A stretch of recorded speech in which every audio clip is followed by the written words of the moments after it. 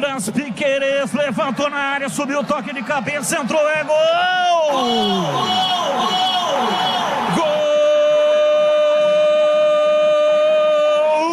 do Palmeiras!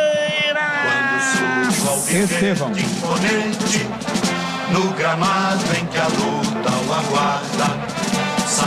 Na marca de 40 minutos passados, segundo tempo, Piquerez partiu pela esquerda, fez o levantamento na área e a cabeçada fatal, cabeçada letal para estufar a rede.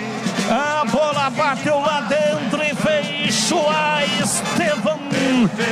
Estevão é o segundo dele. Marca mais um para o time do Palmeiras. Palmeiras 4, Guarani 1 e o detalhe do gol é seu Vladimir Catarino. Jogada do Piquerez, né? O cruzamento foi forte do Piquerez, aqui da esquerda buscando a direita. Lá estava o Estevão, nem é tão forte assim no jogo aéreo, mas tem qualidade. Cabeceou no contrapé do goleiro Gabriel Mesquita, mandou a bola para a rede. O árbitro está verificando o VAR, mas o Estevão marca o segundo. Goleada do Guarani, sofrida pelo Guarani, 4-1 para o Palmeiras.